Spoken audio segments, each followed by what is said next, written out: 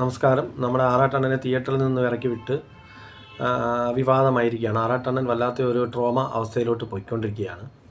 അപ്പം ചെകുത്താൻ അല്ലെങ്കിൽ ആറാട്ടണ്ണൻ ഇവരുടെ ഒരു യൂണിവേഴ്സ്, അല്ലെങ്കിൽ പിന്നെ പെരേരയും കിംബോയും ഒക്കെ അതിനകത്ത് വരുന്നുണ്ട്, ടൈഗർ അണ്ണനൊക്കെ ഇതിനകത്തുണ്ട്. ഈ യൂണിവേഴ്സ് സ്ഥിരമായി വാച്ച് ചെയ്യുന്ന ഒരു വ്യക്തിയാണ് ഞാൻ. എൻ്റർടൈൻമെൻറ്റ് സെക്ഷനായിട്ടാണ്, ചിരിക്കാനും ആയുസ് കൂട്ടാനും ഒക്കെയാണ് ഞാനിത് ശ്രദ്ധിച്ചുകൊണ്ടിരുന്നത്.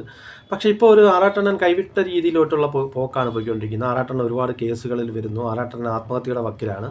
അപ്പോൾ തീർച്ചയായിട്ടും ചെകുത്താൻ ഒരു രക്ഷകനായി നിന്ന് ആറാട്ടണ്ണനെ സംരക്ഷിക്കുക എന്നാണ് എനിക്ക് പറയാനുള്ളത്.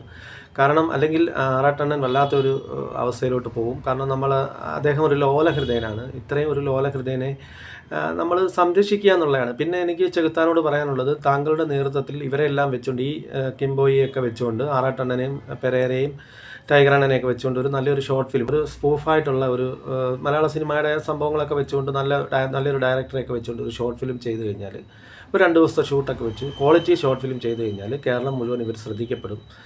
ഇവരും താങ്കളും നിങ്ങളെല്ലാവരും ജനകീയനാവും. നിങ്ങളൊക്കെ ഓരോ സിനിമകളിലൊക്കെ എത്തിപ്പെടാനുള്ള ചാൻസുകളുണ്ട്.